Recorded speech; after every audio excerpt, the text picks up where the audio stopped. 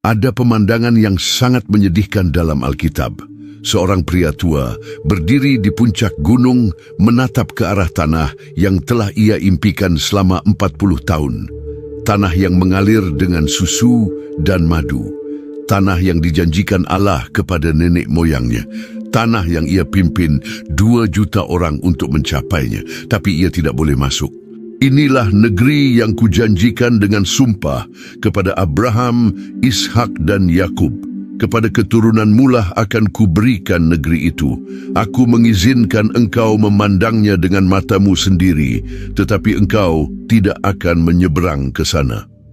Ulangan 34 ayat 4. Ia boleh melihat tetapi tidak boleh menyeberang. Nama pria itu adalah Musa, pemimpin terbesar Israel, pembawa Taurat, orang yang berbicara langsung dengan Allah, orang yang membelah Laut Merah, orang yang membawa air dari batu, orang yang memimpin bangsa keluar dari perbudakan Mesir. Dan sekarang, di usia 120 tahun, di puncak gunung Nebo, ia berdiri sendirian, menatap tanah yang tidak akan pernah ia injak, merasakan beban kesalahan satu momen kemarahan yang menghancurkan impian seumur hidup.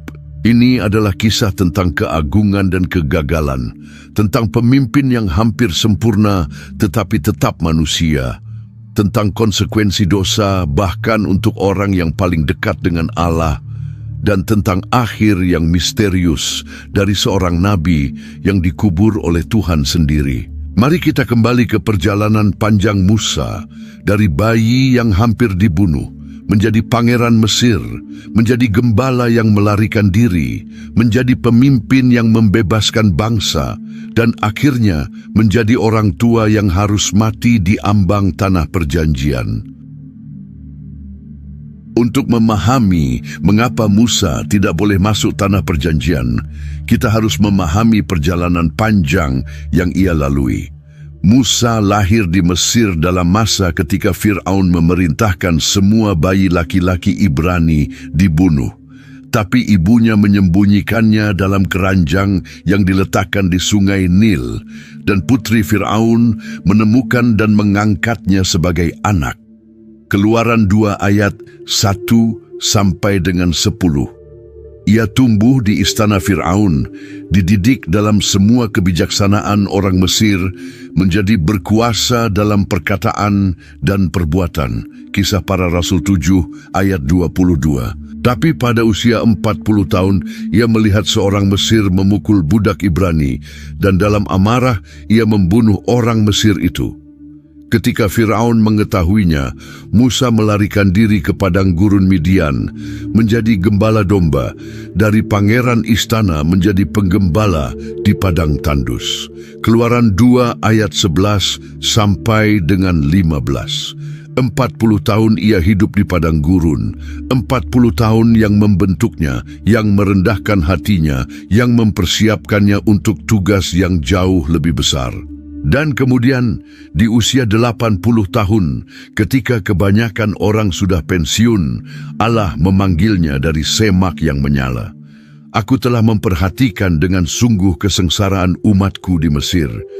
Jadi sekarang, pergilah, aku mengutus engkau kepada Fir'aun untuk membawa umatku, orang Israel, keluar dari Mesir. Keluaran 3 ayat 7 sampai dengan 10. Musa tidak merasa layak. Ia berkata, "Siapakah aku ini? Maka aku yang akan menghadap Fir'aun dan membawa orang Israel keluar dari Mesir." Keluaran 3 ayat 11. Tapi Allah tidak memilih orang yang merasa mampu. Ia memilih orang yang bersedia, dan kemudian ia membuat mereka mampu. Musa kembali ke Mesir. Bersama saudaranya Harun, ia menghadap Fir'aun dan berkata, "Biarkanlah umatku pergi." Keluaran 5 ayat 1. Fir'aun menolak, maka Allah mengirim 10 tulah yang menghancurkan Mesir. Air menjadi darah, kata, nyamuk, lalat, sampar ternak, bisul, hujan es, belalang, kegelapan, dan akhirnya kematian semua anak sulung.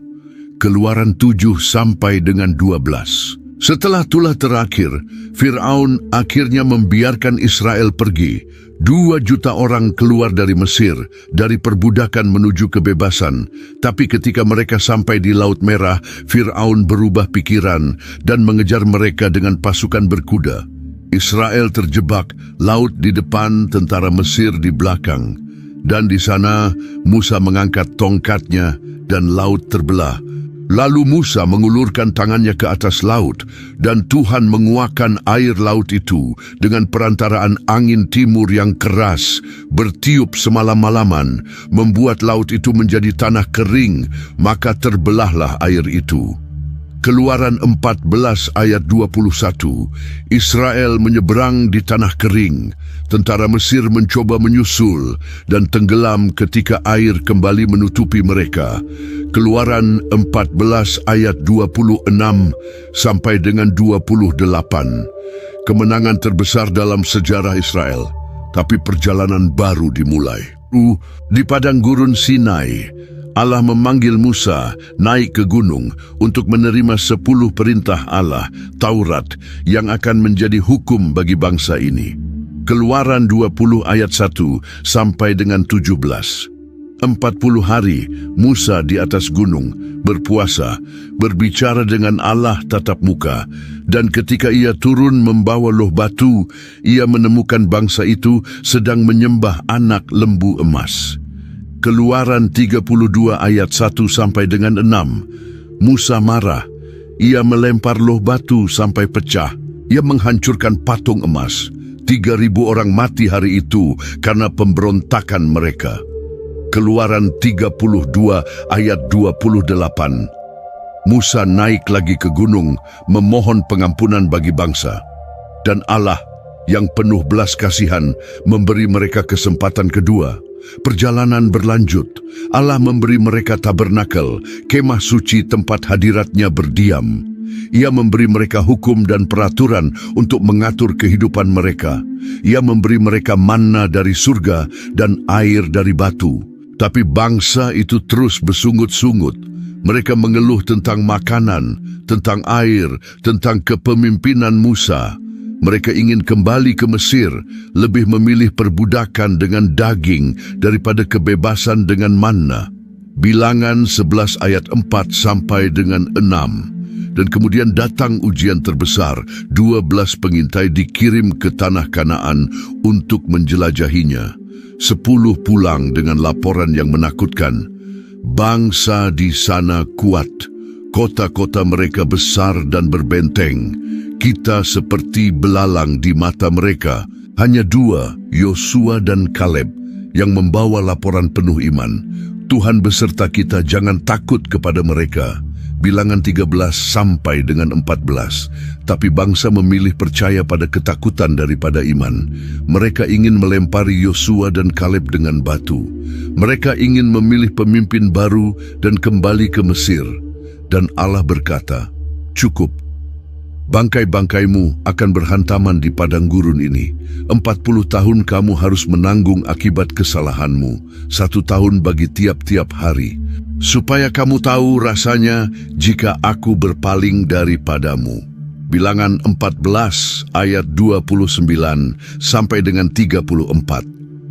Generasi yang keluar dari Mesir, kecuali Yosua dan Kaleb, tidak akan pernah masuk tanah perjanjian.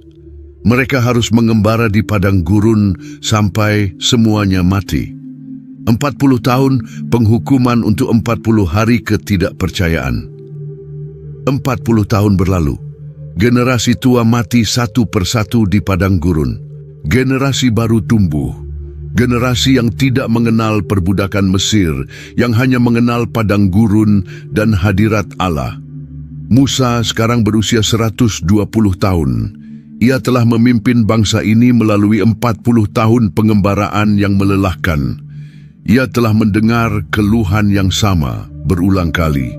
Ia telah melihat pemberontakan demi pemberontakan. Dan kemudian terjadi sesuatu yang mengubah hidupnya selamanya. Bangsa itu kembali mengeluh tentang air. Mereka berkata kepada Musa dan Harun, sekiranya kami mati seperti saudara-saudara kami yang mati di hadapan Tuhan. Mengapa kamu membawa jemaah Tuhan ke padang gurun ini supaya kami mati? Di tempat ini tidak ada tempat menabur, atau pohon ara, atau pohon anggur, atau pohon delima, dan tidak ada air untuk diminum. Bilangan 20 ayat 3 sampai dengan 5. Keluhan yang sama, lagi. Setelah 40 tahun melihat mukjizat Allah, manna setiap pagi, awan di siang hari, api di malam hari, air dari batu, mereka masih tidak percaya. Mereka masih mengeluh. Dan sesuatu di dalam Musa patah. Allah memberi Musa instruksi yang jelas. Ambillah tongkat itu dan berbicaralah kepada bukit batu itu di depan mata mereka, maka bukit batu itu akan mengeluarkan airnya. Bilangan 20 ayat 8. Berbicaralah kepada batu, bukan pukul, tetapi berbicara. Tapi Musa marah. Ia marah kepada bangsa yang tidak pernah puas. Ia marah kepada keluhan yang tidak pernah berhenti. Ia marah karena 40 tahun kesabaran yang akhirnya habis. Ia memanggil bangsa itu dan berteriak dengan suara penuh amarah. Dengarkan, hai pemberontak-pemberontak.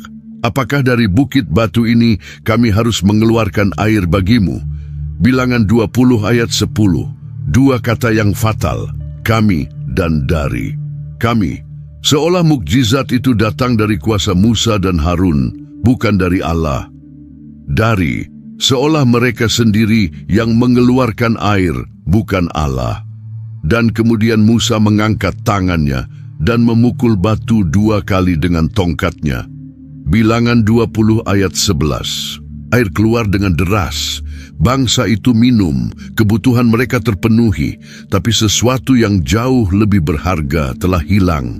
Lalu berfirmanlah Tuhan kepada Musa dan Harun, "Karena kamu tidak percaya kepadaku dan tidak menguduskan aku di depan mata orang Israel, maka kamu tidak akan membawa jemaah ini masuk ke negeri yang kuberikan kepada mereka." Bilangan 20 ayat 12. Kamu tidak akan membawa jemaah ini masuk. Kata-kata yang menghancurkan. Kata-kata yang membuat impian 40 tahun hancur dalam satu momen. Mengapa hukumannya begitu berat untuk kesalahan yang tampaknya kecil? Karena Musa bukan sekedar orang biasa.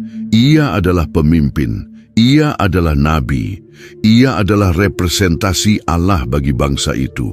Dan ketika ia gagal menguduskan Allah, ketika ia membuat seolah kuasa itu datang dari dirinya, bukan dari Allah, ia gagal dalam tugas paling penting seorang pemimpin, mengarahkan orang kepada Allah, bukan kepada diri sendiri.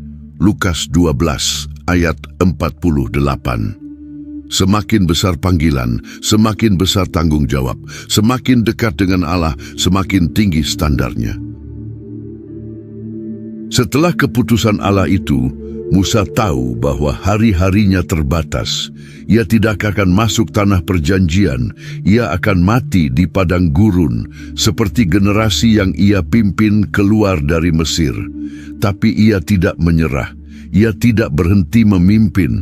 Ia masih punya tugas terakhir, mempersiapkan generasi baru untuk memasuki tanah yang tidak akan ia injak. Harun, saudara Musa, imam besar pertama, mati di Gunung Hor. Allah memanggil Musa dan Harun naik ke gunung, dan di sana Harun meninggal. Musa harus turun sendirian, membawa berita kematian saudaranya kepada bangsa. Bilangan 20, ayat 22 sampai dengan 29. Miriam, kakak Musa, yang menyelamatkan dia ketika bayi, juga sudah mati. Bilangan 20 ayat 1. Musa sekarang adalah orang terakhir dari generasi lama. Semua yang ia kenal dari Mesir sudah pergi. Ia sendirian, pemimpin tua yang harus menyerahkan tongkat kepemimpinan kepada yang lebih muda. Musa mulai mempersiapkan bangsa. Ia berkumpul dengan mereka di dataran Moab, di seberang sungai Yordan, dari tanah perjanjian, dan ia memberikan pidato perpisahan yang panjang, pidato yang dicatat dalam kitab Ulangan. Dalam pidato itu, ia mengulangi hukum Allah. Ia mengingatkan mereka tentang perjalanan 40 tahun. Ia memperingatkan mereka tentang bahaya menyembah berhala. Ia memberi mereka pilihan yang jelas. Sebab aku menaruh hadapanmu pada hari ini kehidupan dan keberuntungan, kematian dan kecelakaan. Aku memanggil langit dan bumi menjadi saksi terhadap kamu pada hari ini. Kepadamu kuperhadapkan kehidupan dan kematian, berkat dan kutuk. Pilihlah kehidupan, supaya engkau hidup, baik engkau maupun keturunanmu. Ulangan 30 ayat 15 sampai dengan 19. Pilih kehidupan, bukan karena mudah, tetapi karena itulah satu-satunya pilihan yang membawa berkat. Musa juga menulis sebuah nyanyian yang menceritakan kesetiaan Allah dan ketidaksetiaan Israel. Nyanyian yang akan menjadi saksi terhadap mereka di masa depan ketika mereka melupakan Allah. Berikanlah telinga, hai langit, aku mau berbicara, dan dengarlah, hai bumi, perkataan mulutku. Mudah-mudahan pengajaranku menitik laksana hujan, perkataanku menetes laksana embun. Ulangan 32 ayat 1 sampai dengan 2. Nyanyian yang indah dan menyedihkan. Indah karena ia memuliakan Allah, menyedihkan karena ia menubuatkan bahwa Israel akan berbelok dari Allah dan mengalami penghukiman. Dan kemudian Musa memberkati setiap suku Israel, seperti Yakub memberkati anak-anaknya sebelum ia mati. Ulangan 33 ayat 1 sampai dengan 29. Ia memberkati Ruben, Yehuda, Lewi, Benyamin, Yusuf, Zebulon, Gad, Dan, Naftali, Asher. Setiap suku menerima berkatnya, kata-kata terakhirnya, doanya untuk masa depan mereka. Dan kemudian datang momen yang paling sulit, mengangkat penggantinya. Allah berkata kepada Musa, ambillah Yosua bin Nun, seorang yang penuh dengan roh, letakkanlah tanganmu atasnya dan berikanlah kepadanya sebagian dari kehormatanmu. Bilangan 27 ayat 18 sampai dengan 20. Yosua, salah satu dari 2 pengintai yang membawa laporan penuh iman 40 tahun yang lalu, akan menjadi pemimpin baru. Musa meletakkan tangannya di atas Yosua di depan seluruh jemaah. Ia secara resmi menyerahkan kepemimpinan, dan dalam momen itu, Musa harus melepaskan kendali, melepaskan posisi, melepaskan tugas yang telah menjadi hidupnya selama 40 tahun.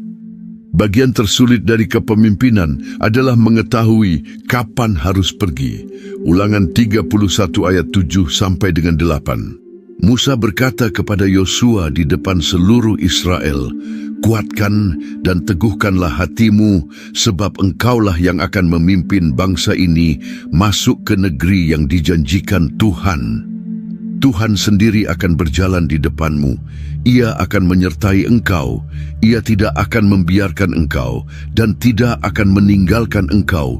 Janganlah takut dan janganlah patah hati. Kata-kata yang kuat dari pemimpin yang tidak boleh masuk kepada pemimpin yang akan masuk. Setelah semua sudah dipersiapkan, setelah semua kata-kata sudah diucapkan, setelah kepemimpinan sudah diserahkan, Allah memanggil Musa untuk pendakian terakhir. Naiklah ke atas pegunungan Abarim ini, ke atas gunung Nebo, yang di tanah Moab di tentangan Yerikho, dan lihatlah negeri Kanaan yang kuberikan kepada orang Israel menjadi milik. Ulangan 32 ayat 49. Gunung Nebo, ketinggian sekitar 800 meter di atas permukaan laut, dengan pemandangan yang jelas ke seberang lembah Yordan ke tanah Kanaan.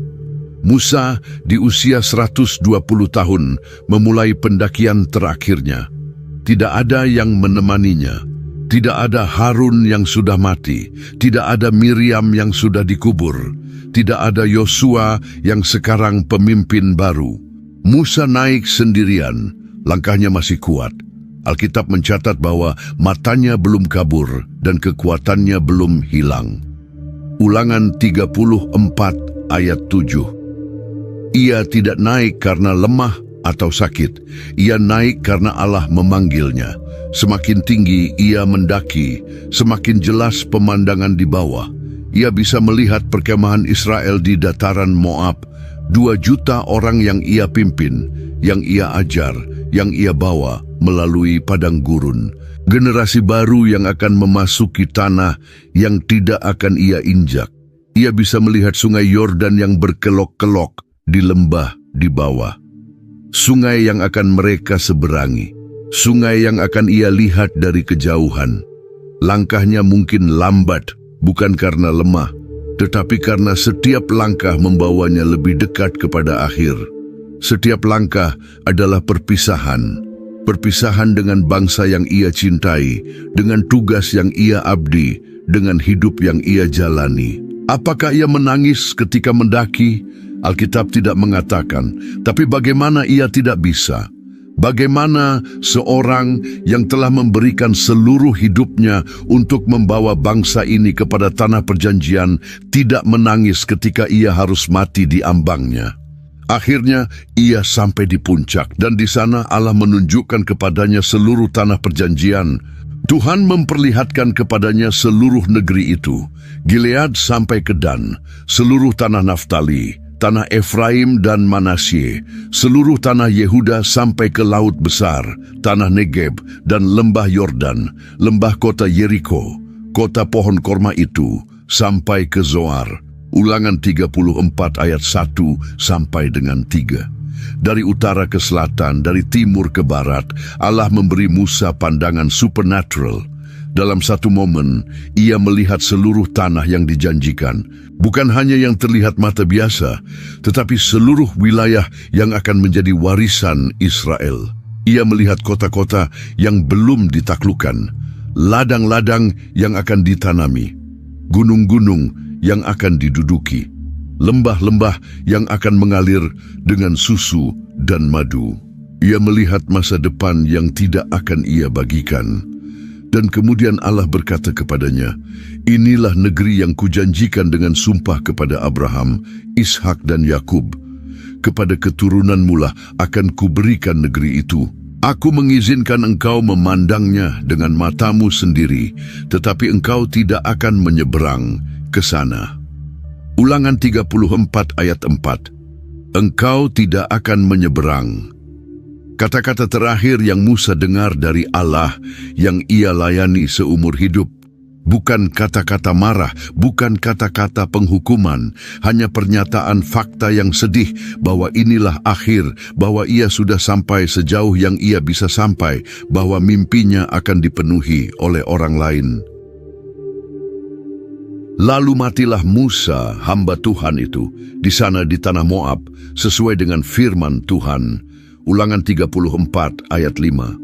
Musa mati sesuai dengan firman Tuhan. Dalam bahasa Ibrani, frasa itu adalah Alpi Yahweh, secara harfiah di mulut Tuhan atau dengan ciuman Tuhan. Beberapa rabi Yahudi menafsirkan ini sebagai kematian yang paling lembut, bahwa Allah sendiri mencabut jiwa Musa dengan lembut, seperti ciuman, tanpa sakit, tanpa penderitaan. Musa tidak mati karena sakit, tidak mati karena tua, tidak mati karena kecelakaan. Ia mati karena Allah memanggilnya pulang. Dan kemudian terjadi sesuatu yang tidak pernah terjadi lagi dalam sejarah. Ia dikuburkannya di suatu lembah di tanah Moab, di tentangan Bet Peor, dan tidak ada orang yang tahu kuburnya sampai hari ini. Ulangan 34 ayat 6.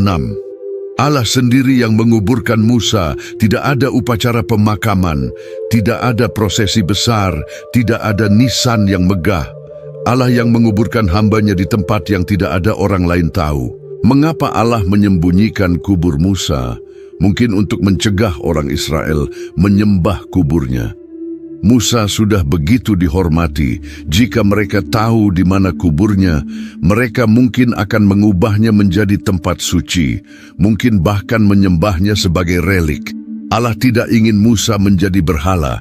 Ia ingin Musa diingat sebagai hamba, bukan sebagai Tuhan. Berabad-abad kemudian, ada pertarungan aneh tentang tubuh Musa. Rasul Yudas menulis, Mikael penghulu malaikat ketika dalam perkaranya melawan iblis bertengkar mengenai mayat Musa, tidak berani menghakiminya dengan kata-kata hujatan, tetapi berkata, kiranya Tuhan menghardik engkau. Yudas 1 ayat 9. Iblis mencoba mengklaim tubuh Musa, mungkin untuk memalukan dia, mungkin untuk menghina dia, mungkin untuk menggunakan tubuhnya untuk tujuan jahat. Tapi bahkan dalam kematian, Allah melindungi hambanya. Malaikat Mikael berdiri melawan iblis, dan tubuh Musa dikuburkan dengan aman oleh tangan Allah sendiri. Demikianlah matilah Musa, hamba Tuhan, di tanah Moab, sesuai dengan firman Tuhan, dan ia dikuburkannya. Musa berumur 120 tahun ketika ia mati, matanya belum kabur dan kekuatannya belum hilang. Orang Israel menangisi Musa di dataran Moab 30 hari lamanya. Ulangan 34 ayat 5 sampai dengan 8. 30 hari bangsa Israel berkabung untuk pemimpin mereka.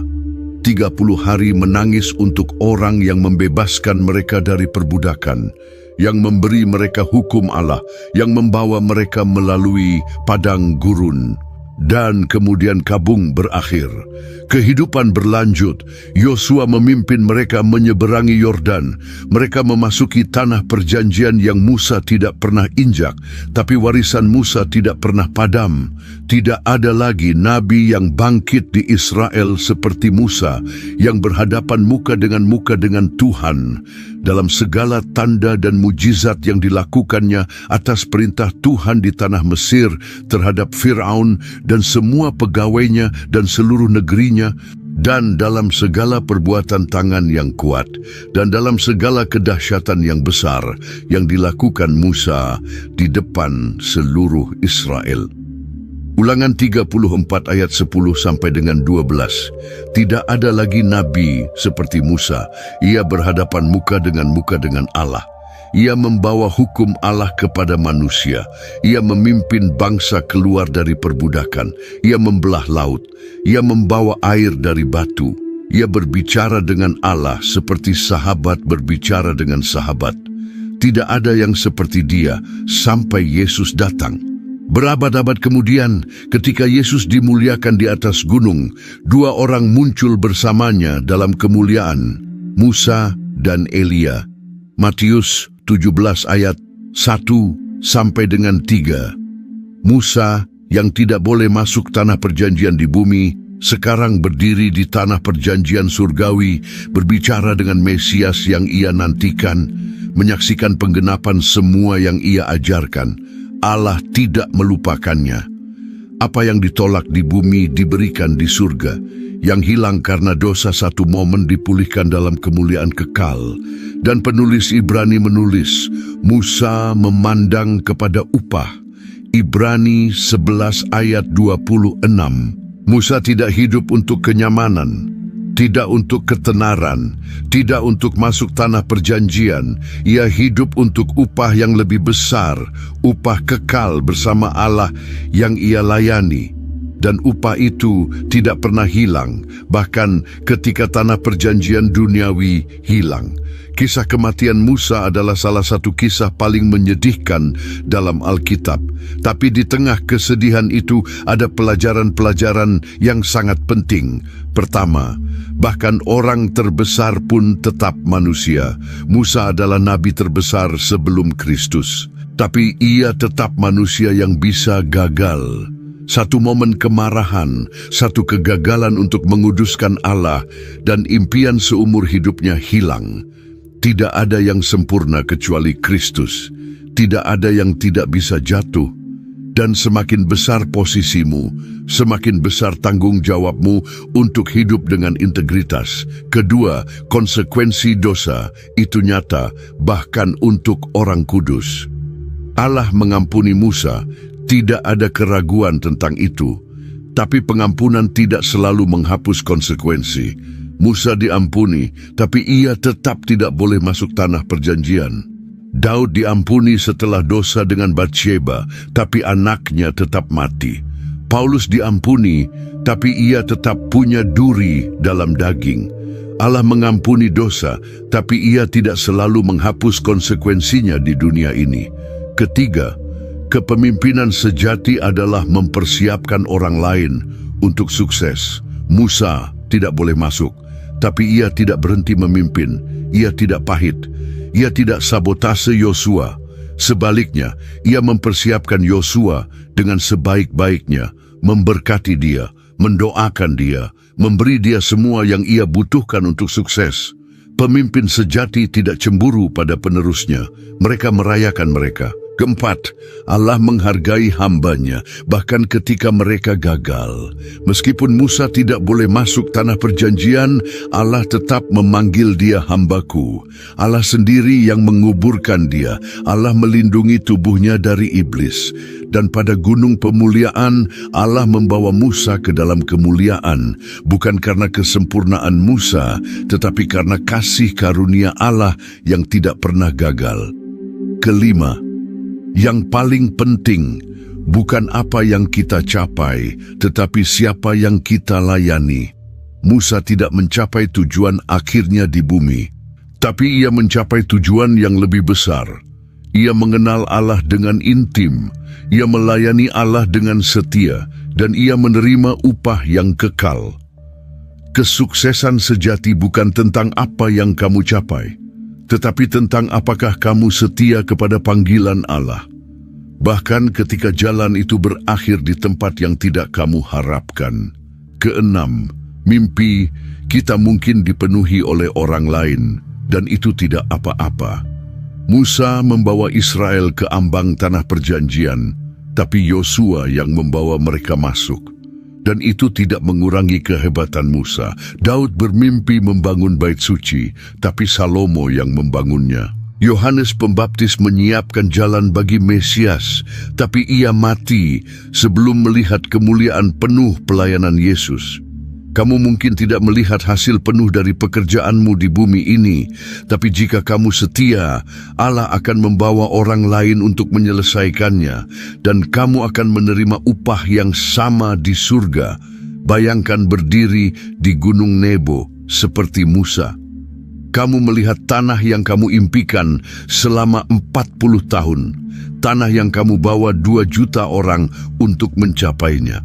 Tanah yang begitu dekat, hanya beberapa kilometer, tapi tidak pernah bisa kamu sentuh. Bagaimana perasaanmu? Pahit, marah, putus asa? Atau apakah kamu seperti Musa menerima bahwa ada hal yang lebih besar dari mimpimu, yaitu kehendak Allah dan kemuliaannya? Alkitab tidak mencatat bahwa Musa mengeluh ketika ia berdiri di Gunung Nebo. Tidak ada catatan tentang pemberontakan terakhir, tidak ada tuntutan terakhir untuk keadilan. Hanya penerimaan yang tenang bahwa ini adalah akhir perjalanan duniawi dan awal perjalanan kekal. Hari ini, mungkin kamu sedang berdiri di Gunung Nebo versimu sendiri.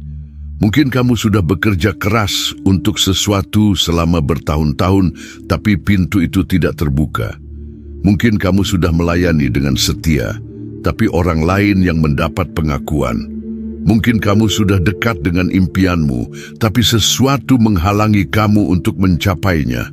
Ingatlah Musa, ia tidak mencapai tanah perjanjian di bumi, tapi ia mencapai sesuatu yang jauh lebih besar. Ia mengenal Allah dengan intim, ia hidup dengan setia, dan ia menerima upah kekal.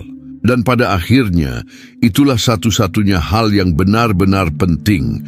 Bukan apakah kamu mencapai semua tujuanmu di bumi, bukan apakah kamu melihat semua mimpimu terwujud, tetapi apakah kamu setia kepada Allah sampai akhir, bahkan ketika akhir itu datang di tempat yang tidak kamu harapkan. Seperti Musa yang berdiri di Gunung Nebo, menatap tanah yang tidak akan ia injak, dan menerima dengan damai bahwa kesetiaan kepada Allah lebih berharga dari pencapaian mimpi duniawi. Seperti Musa yang dikubur oleh Allah sendiri di tempat yang tidak ada orang tahu, tetapi namanya diingat selamanya sebagai hamba Tuhan yang setia. Seperti Musa yang tidak masuk tanah perjanjian di bumi, tetapi muncul dalam kemuliaan di gunung pemuliaan, berdiri bersama Mesias yang ia nantikan. Karena di akhir, yang terpenting bukan di mana perjalananmu berakhir di bumi, tetapi di mana perjalananmu dimulai di kekekalan. Sebab aku yakin bahwa penderitaan zaman sekarang ini tidak dapat dibandingkan dengan kemuliaan yang akan dinyatakan kepada kita. Roma 8 ayat 18. Amin.